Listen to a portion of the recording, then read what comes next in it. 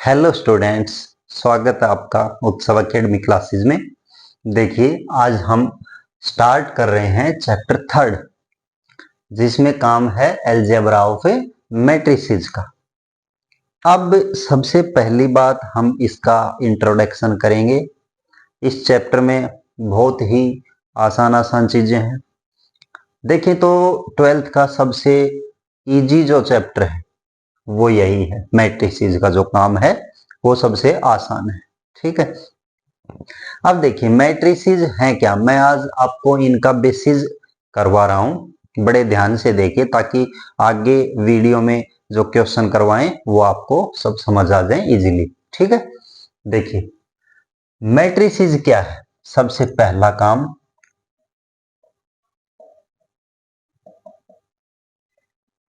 Matrices ये जो part होता है वो है, हम कुछ नंबर्स ले लें, उन नंबर्स को अरेंज करें, किसी ऑर्डर में अरेंज करें। ठीक है। जैसे हम बोले मैंने 4-5 नंबर ले लिए, उनको ऐसे लिख दिया, या मैंने 4-5 नंबर ले लिए, उनको मैंने ऐसे लिख दिया, या मैंने उन्हीं नंबर्स को कुछ इस टाइप से लिख दिया। मतलब नंबर्स की अरेंजमेंट है। ठीक है।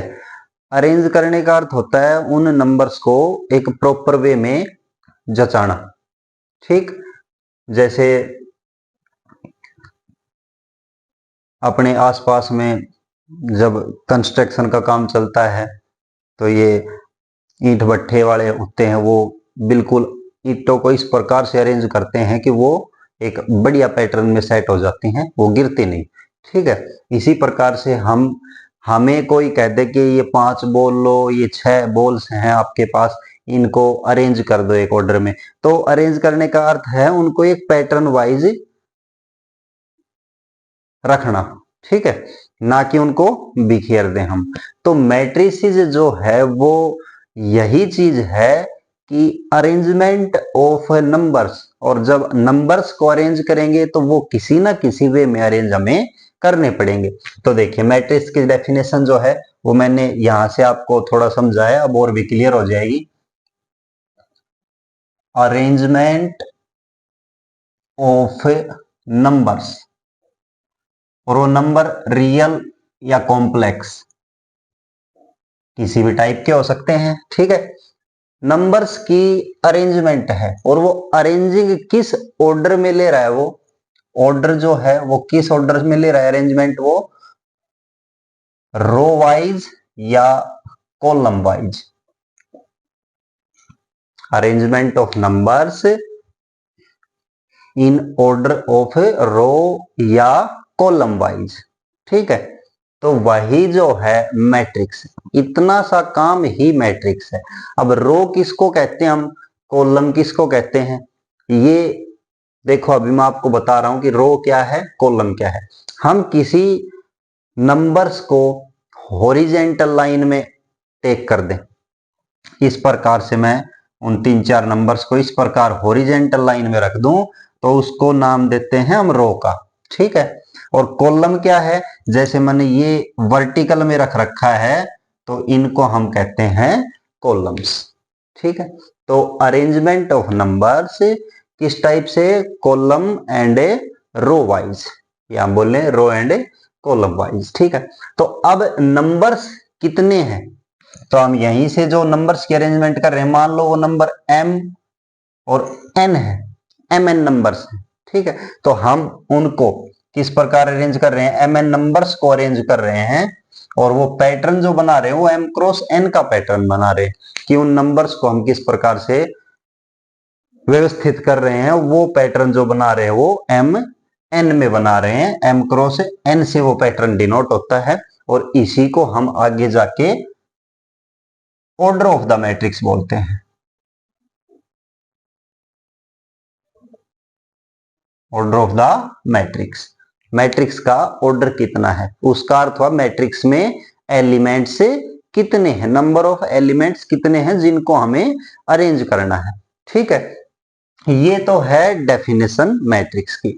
अब जब हमें कुछ नंबर्स, कुछ कलेक्शंस दे दी गई है, उनको हमें रखना है किसी पैटर्न में, तो जैसे हम 5-6 बंदे हों और उनको सबको 5-5 या 6-6 कोई आइटम दे दिए जाएं और आप इनको अरेंज करो, तो कोई किसी तरीके से करेगा, कोई किसी तरीके से करेगा। ठीक है, उन सभी चीजों की, उन सभी पार्ट्स की अरेंजमेंट जो होगी उनको हमने अलग अलग कैटेगरीज में, मतलब अलग अलग नाम दे दिए गए, और वो नाम क्या है वो देखिए, मैं उनको अरेंज करूंगा और उसी टाइप से उसका नाम लिख देंगे, तो बहुत ही आसान बन जाएगा।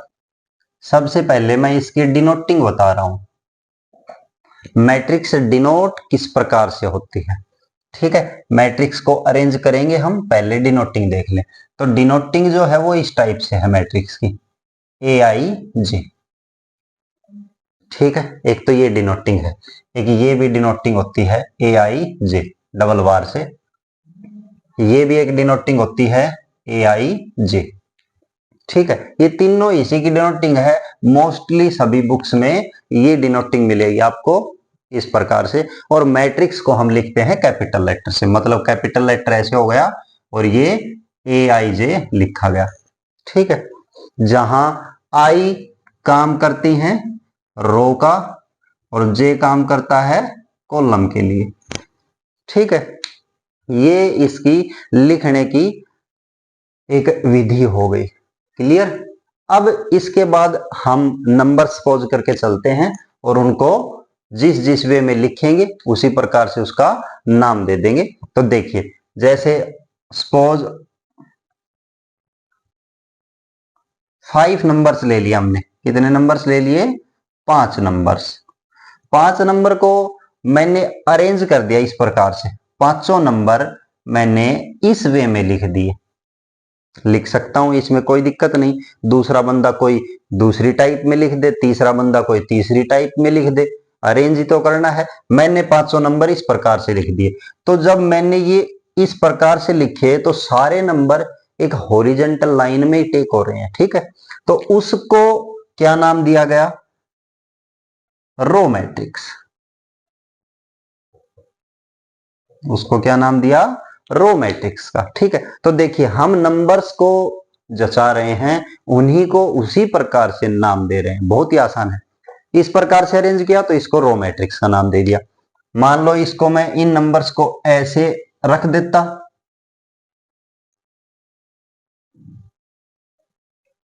तो एक वर्टिकल लाइन में रख दिया, तो इसका नाम हो जाता कॉलम मैट्रिक्स।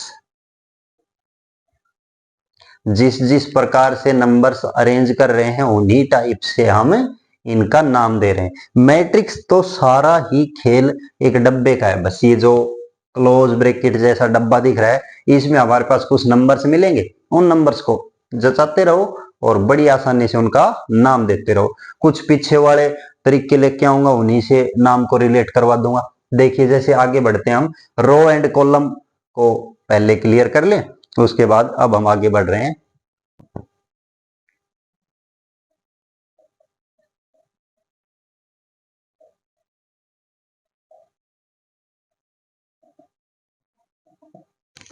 थर्ड टाइप देखिए इसकी, जो है रेक्टेंगुलर मैट्रिक्स।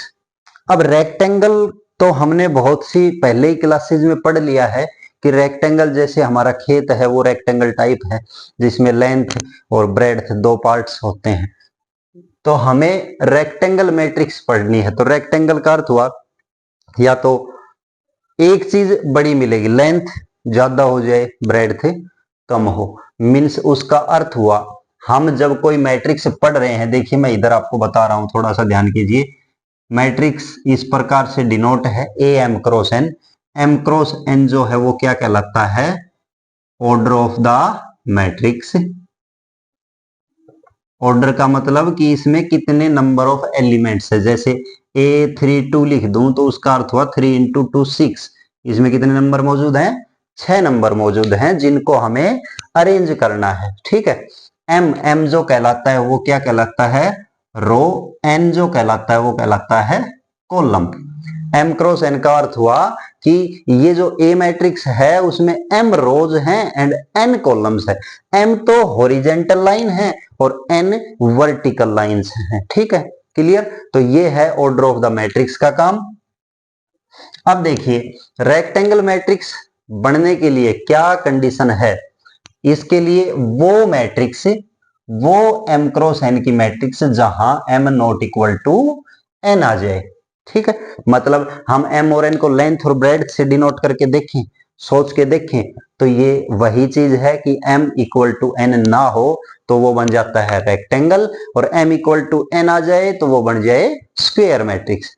ठीक है, स्क्वायर में सारी साइड्स इक्वल होती हैं, तो m not equal to n हो तब तो ये मैट्रिक्स क्या कहलाती है, रेक्टेंगुलर मैट्रिक्स। रेक्टेंगुलर मैट्रिक्स अब इसकी शेप किस टाइप से होगी वो देखिए। मान लो मैंने A3×2 ये मैट्रिक्स ले ली, इसमें मैं नंबर कितने अरेंज करूंगा, 6। कोई भी 6 नंबर ले लिए, मैंने 1 से 6 तक के नंबर ले लेता हूं। तो देखिए इसमें 3 तो रो बनेंगे, इसमें 3 रो आएंगी एंड 2 कॉलम्स। तो देखिए row first, row second, row third, ये तो मैंने रो ले ली है। कॉलम फर्स्ट, कॉलम सेकंड, ये दो मैं कॉलम ले रहा हूं।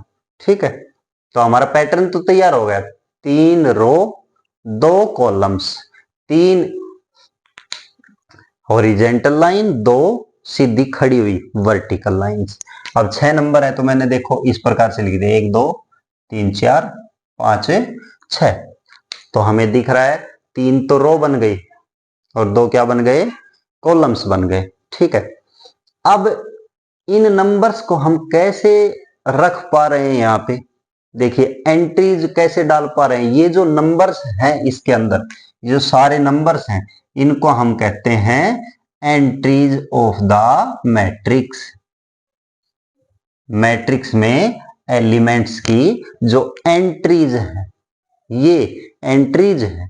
ठीक है, अब देखिए कोई भी मैट्रिक्स जब हम फॉर्म करते हैं तो उसमें किस टाइप का पैटर्न होता है वो तो चलो एक्सरसाइज में बता देंगे, अभी ये पार्ट है। अब देखो 3×2 की मैट्रिक्स है वो इस प्रकार से अरेंज होगी। यदि हमारे पास कोई मैट्रिक्स है मान लो 2×3 की, तो वो किस प्रकार से अरेंज होगी, 2 तो होनी चाहिए वहां पे रो और 3 होने चाहिए कॉलम। तो इस प्रकार से आप पहले ही मैनेज कर लें, 2 रो 3 कॉलम, नंबर वही 6 नंबर अरेंज करने हैं। तो अब क्या करेंगे, हम तीनों रो तीनों कॉलम फिल करने हैं। फर्स्ट रो फिल करनी थी, दूसरा यहां देखें तो हम, तो देखिए यहां से 3 हमारे पास वर्टिकल लाइन और 2 हमारे पास हॉरिजेंटल लाइन। तो ये क्या है, रेक्टेंगुलर मैट्रिक्स, जहां हमें पता चले m इक्वल टू n ना हो। ठीक है, ये टाइप भी क्लियर हो गई। अब देखिए आगे बढ़ते हैं, फोर्थ टाइप में आता है स्क्वायर मैट्रिक्स। अब स्क्वायर की बात थोड़ी बहुत तो हमने पहले ही कर ली है, जहां किसी मैट्रिक्स में m इक्वल टू n हो जाए, number of rows, number of rows equal to number of columns, ये दोनों पार्ट्स इक्वल हो जाएं, वो क्या होता है, स्क्वायर बन जाता है। जैसे कि हम पहले भी स्क्वायर पढ़ चुके हैं कि उसमें साइड सभी बराबर होती हैं, तो यहां भी वही काम है जिसमें रो एंड कॉलम के नंबर से इक्वल हो। कहने का अर्थ हुआ ये 2×2 मैट्रिक्स, ये 3×3 मैट्रिक्स, ये 4×4 मैट्रिक्स, ये हमारे सिलेबस में है नहीं, कोई बाई चांस क्वेश्चन मिलेगा, बाकी सारा काम इन दोनों का है। तो देखिए 2×2 मैट्रिक्स, इसका अर्थ हुआ 2 rows and 2 column, 2 lines horizontal, 2 lines vertical. मतलब मैं कोई मैट्रिक्स 2×2 की फॉर्म करूंगा तो कितने नंबर अरेंज करने हैं, 4, 2 तो होनी चाहिए रो और 2 होने चाहिए कॉलम। अब उन 4 नंबर्स को लिख दो, 1 2 3 4, बड़ा ही आसान है। 3×3 देखें तो कितने नंबर हो गए, 9, first row second row third row, first column second column third column, 1 2 3 4 5 6 7 8 9। देखिए 9 नंबर हमने अरेंज कर दिए। तो ये जो मैट्रिक्स है वो क्या है, स्क्वायर मैट्रिक्स। क्लियर। अब स्क्वायर मैट्रिक्स हमारे पास देखिए रेक्टेंगल है या स्क्वायर है, उनमें जो हम छोटी क्लासेज में पढ़ चुके हैं उनसे रिलेट करें तो वहां डायगोनल भी काम करता है। अब डायगोनल वहां तो रेक्टेंगल का भी होता है, स्क्वायर का भी होता है, लेकिन हम जो मैट्रिक्स को रीड करेंगे वहां डायगोनल सिर्फ और सिर्फ स्क्वायर मैट्रिक्स का ही मान्य होगा, और वो भी किस टाइप का होगा वो मैं अभी आपको बता रहा हूं। देखिए अगली जो टाइप है डायगोनल मैट्रिक्स। डायगोनल मैट्रिक्स क्या है? जिसके सभी एलिमेंट्स डायगोनल पे ही आए, बाकी सब जगह शून्य हो, जीरो हो। ठीक है, जैसे मुझे 4 नंबर अरेंज करने थे, 4 नंबर में वो तो 4 क्रॉस 4 की हो जाए, कोई 2 नंबर अरेंज करूं और उनको सिर्फ डायगोनल पे रखूं, बाकी सब जगह सब एंट्रीज जीरो आए, तो देखिए डायगोनल एंट्रीज, उनको हम डायगोनल एंट्रीज भी बोलते हैं। जैसे कोई मैट्रिक्स इस टाइप की हो 1 0 0 2, ये मैट्रिक्स कितने क्रॉस कितने की है? 2 क्रॉस 2 की, जिसमें 2 रो हैं 2 कॉलम हैं, लेकिन जो एंट्रीज आ रही हैं वो क्या आ रही हैं अपनी सिर्फ डायगोनल पे। वहां तो डायगोनल 2 होते हैं, इस टाइप से भी डायगोनल होता है, इस टाइप से भी, लेकिन सिर्फ जो मैट्रिक्स पढ़ते हैं वहां पे यही प्रिंसिपल डायगोनल जो है वही काम आता है और कुछ नहीं। क्लियर? तो ये है हमारा डायगोनल। जिस मैट्रिक्स में सारी एंट्रीज डायगोनल पे हो और बाकी जगह जीरो हो तो वो क्या है? Diagonal matrix. अब डायगोनल मैट्रिक्स है, लेकिन ये प्रॉपर पहले कहां से निकल के आ रही है? स्क्वायर मैट्रिक्स से। वो स्क्वायर मैट्रिक्स जिसकी एंट्रीज हम डायगोनल पे डाल दें तो वो क्या है? डायगोनल मैट्रिक्स बन जाती है। क्लियर? इसको हम इस प्रकार से भी डिनोट कर देते हैं, डायगोनल 1 2।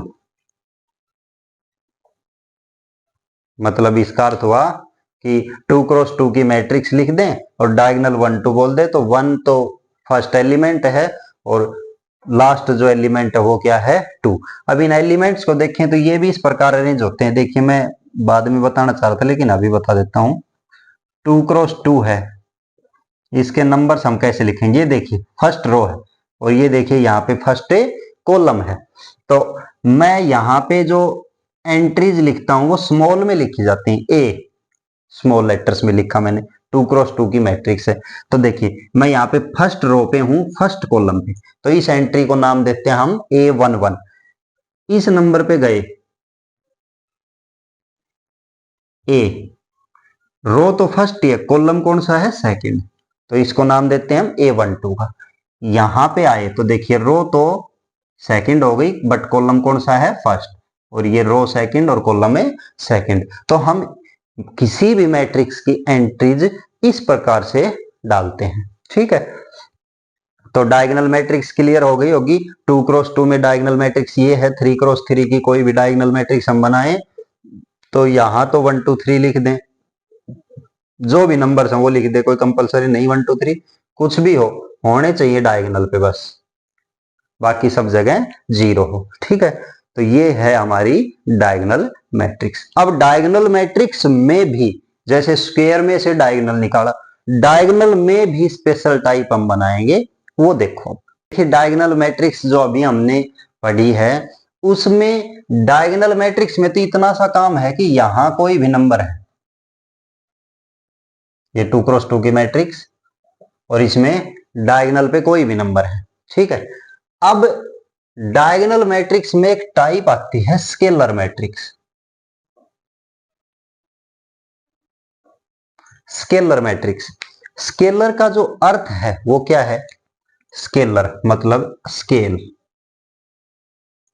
एक ही स्केल फिक्स कर देना, किसी भी पार्ट में एक स्केल फिक्स कर दें, मतलब एक नंबर फिक्स कर दें, एक स्केल फिक्स करना।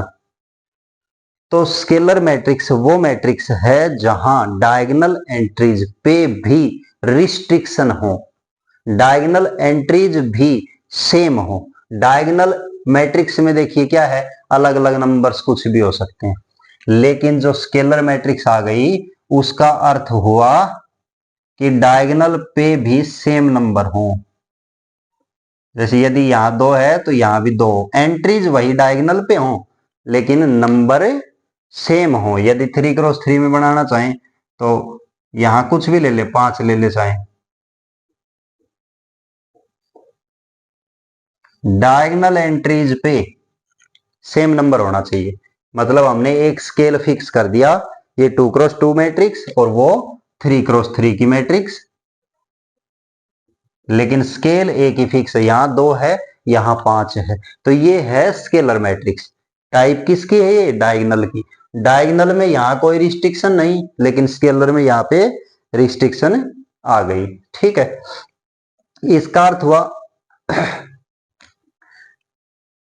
हम इसको उस टाइप से भी लिख सकते हैं कि वो मैट्रिक्स m क्रॉस n की जहां सब ai equal to same matrix, same number आए, कोई भी एक नंबर a लगा लो, और बाकी सभी जगह aij जहां i not equal to j हो वहां सब जगह 0 आएगा, और i इक्वल टू j हो वहां सब जगह एक ही नंबर आएगा। तो ऐसी मैट्रिक्स को हम क्या कहते हैं? Scalar matrix.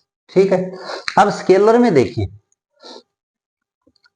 एक टाइप है जहां हम किसी भी मैट्रिक्स को हम 2x2 ले लें, 1 फिक्स कर दें वहां पे, या 3x3 ले लें, ये 3x3 की मैट्रिक्स है। तो देखिए स्केलर मैट्रिक्स की ही टाइप है और वहां हमने 1 फिक्स कर दिया। स्केल तो एक ही फिक्स किया है लेकिन उसको प्रॉपर 1 फिक्स कर दिया। ठीक है, अब जहां 1 हो गया ना तो उसको नया नाम दे देते हैं, स्केलर की नई टाइप हो गई वो यूनिट मैट्रिक्स, या बोले आइडेंटिटी मैट्रिक्स। इस नाम से इसको ज्यादा पहचान मिली हुई है, आइडेंटिटी मैट्रिक्स, यूनिट मैट्रिक्स या आइडेंटिटी मैट्रिक्स। देखिए बात बिल्कुल क्लियर है, यहां हम ये भी कह सकते हैं कि a नॉट इक्वल टू 1 हो, क्योंकि 1 आते ही हम उसको नया नाम दे देते हैं यूनिट मैट्रिक्स या फिर आइडेंटिटी मैट्रिक्स। तो देखिए हम डायगोनल से शुरू किया था काम। डायगोनल मैट्रिक्स वो जो नंबर कुछ भी हो, यहां पे कोई दिक्कत नहीं, डायगोनल में से स्केलर निकल के आए। स्केलर वो जो एक ही नंबर फिक्स हो, कोई भी नंबर ले लें। अब स्केलर में एक चीज आई कि वहां यदि हम 1 फिक्स कर दें तो उसको नाम क्या दे दिया? यूनिट मैट्रिक्स या फिर आइडेंटिटी मैट्रिक्स। क्लियर? आइडेंटिटी तक कोई दिक्कत है तो कमेंट में जरूर बताएं, समझ नहीं आ रहा हो तो भी कमेंट करें। ठीक है,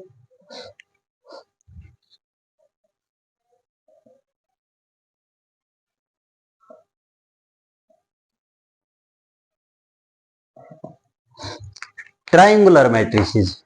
ट्राइंगुलर मैट्रिसेस अगली टाइप है मैट्रिक्स की। नाम दिख रहा है हमें ट्राइंगुलर, मतलब कि शेप बने किसकी? ट्राइंगल की। ट्राइंगल की शेप बननी चाहिए ऐसी मैट्रिक्स जिसमें ट्राइंगल की शेप दिख जाए हमें। ठीक है, तो वो क्या कहलाती है? Triangular matrices. वो किस टाइप से है, उसकी अरेंजिंग देखिए किस टाइप से। हम इसको 2 टुकड़ों में तोड़ रहे हैं ट्राइंगुलर मैट्रिक्स को। फर्स्ट अपर ट्राइंगुलर और second lower triangular. First part upper triangular, second part lower triangular. एक ऊपर ट्राइंगल बने, एक नीचे ट्राइंगल बने। किस टाइप से? देखिए मैं मैट्रिक्स ले रहा हूं 3x3 की। फर्स्ट मैं अपर ट्राइंगुलर का पार्ट बता रहा हूं।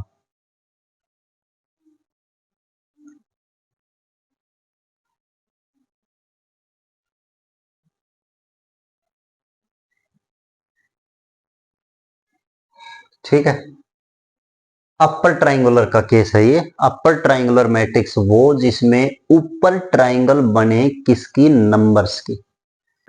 डायगोनल एंट्रीज के नीचे सभी एलिमेंट 0 होने चाहिए। ठीक है, तो वो मैट्रिक्स क्या कहलाती है? Upper triangular matrix. Diagonal entries के ऊपर सभी एलिमेंट्स जीरो ना हो, 3 को जीरो कर दो, एक नंबर छोड़ दो जिसको जीरो ना करें, ठीक है, तो वो सारे जीरो ना हो और नीचे सभी जीरो हो, तो उस टाइप की मैट्रिक्स को हम क्या कहते हैं, अपर ट्राइंगुलर मैट्रिक्स, ठीक है। लोअर ट्राइंगुलर का केस देखिए, लोअर ट्राइंगुलर में क्या है, अब तो बात क्लियर हो गई होगी, लोअर ट्राइंगुलर में नीचे यहां कोई भी नंबर ले ले, वही सेम नंबर ले लेता हूं, तो फिर यहां सब नंबर जीरो मिले और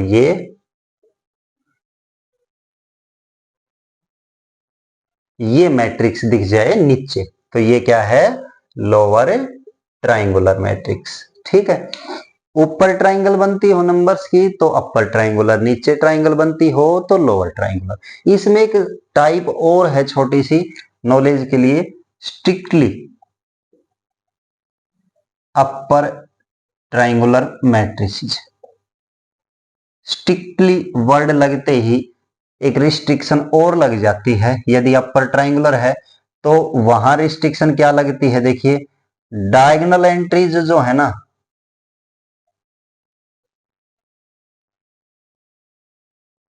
डायगोनल एंट्रीज भी जीरो हो जाती है वहां पे, सिर्फ बचने चाहिए नंबर ओनली डायगोनल एंट्रीज से ऊपर, बाकी सब नीचे के एलिमेंट्स जीरो, तो वो होती है स्ट्रिक्टली अपर। और स्ट्रिक्टली लोअर ट्राइंगुलर देखें तो, स्ट्रिक्टली लोअर ट्राइंगुलर मैट्रिक्स देखें तो उसका अर्थ हुआ डायगोनल एंट्रीज पे जीरो, ठीक है। स्ट्रिक्टली लोअर देख रहे हैं तो डायगोनल एंट्रीज पे जीरो और ऊपर भी सभी नंबर जीरो, नीचे यहां पे कोई एंट्रीज हो बस, ठीक है। तो ये लोअर ट्राइंगुलर यहां बन गई। तो देखिए अपर लोअर, स्ट्रिक्टली अपर और स्ट्रिक्टली लोअर ट्राइंगुलर मैट्रिसेस, ये है ट्राइंगुलर मैट्रिसेस का काम सारा। अब देखिए आगे और मैट्रिक्स पढ़ते हैं थोड़ी सी। कंपेरेबल मैट्रिक्स, कंपेरेबल मैट्रिक्स नाम दिख रहा है हमें, कंपेयर, कंपेयर कर सके जिसको, ठीक है। तो ऐसी मैट्रिक्स जिनका ऑर्डर सेम हो, जैसे एक मैट्रिक्स है, इसमें मैंने ये एलिमेंट्स ले लिए, ए मैट्रिक्स है, कोई बी मैट्रिक्स हमने ले ली, इसका ऑर्डर क्या है, 2 रो है, 3 इसमें कॉलम है, 2 क्रॉस 3, इसका ऑर्डर भी कितना है, 2 क्रॉस 3। तो ऐसी मैट्रिक्स जिनका ऑर्डर सेम हो तो वो मैट्रिक्स क्या कहलाती हैं, comparable matrix. And last matrix जिसमें ऑर्डर भी सेम हो और एंट्रीज भी सेम हो, मतलब यदि मैं 2 क्रॉस 2 का ये मैट्रिक्स ले लूं ए और किसी बी मैट्रिक्स को मैं इस प्रकार लिख दूं, दोनों का ऑर्डर सेम है 2 क्रॉस 2, इसका भी 2 क्रॉस 2, इस डी की जगह में 4 ले लेता हूं और यहां मैं 2 लिख देता हूं। तो इक्वल मैट्रिक्स यदि हम बोल लें तो फिर यहां से ए की वैल्यू हो जाएगी 1 एंड सी की वैल्यू हो जाएगी 3, ये और ये पार्ट इक्वल, ये और ये पार्ट इक्वल, सभी ये पार्ट पहले ही 2 है, ये पार्ट पहले मैंने 4 ले रखा है, मतलब सब जगह उनकी बराबर हो। A11 जो है वो A11 के इक्वल हो, A12 जो है A12 के equal, A13 A1 A21 A21 के इक्वल, A22 A22 के इक्वल हो, ठीक है। ये मैट्रिक्स इक्वल मैट्रिक्स है, ठीक है। एक और पढ़ लेते हैं, जीरो मैट्रिक्स, या हम इसको नाम दें नल मैट्रिक्स। जीरो मैट्रिक्स या नल मैट्रिक्स, वो मैट्रिक्स जिसके सभी एलिमेंट्स जीरो हो, इसको हम कैपिटल इससे भी डिनोट कर सकते हैं। यदि हम 3 क्रॉस 3 में लें तो वहां भी सब नंबर वहां क्या होने चाहिए, जीरो। तो देखिए ये है मैट्रिक्स का काम, बहुत ही आसान टॉपिक है, थोड़ा सा इसको रिवाइज करें, फिर अगली वीडियो में जैसे हम क्वेश्चन पे आएंगे तो बहुत आसान क्वेश्चन लगेंगे, ठीक है। देखिए वीडियो अच्छी लगे तो शेयर करें, सब्सक्राइब करें, लाइक करवाएं और चैनल को ज्यादा से ज्यादा ग्रोथ पे ले जाएं।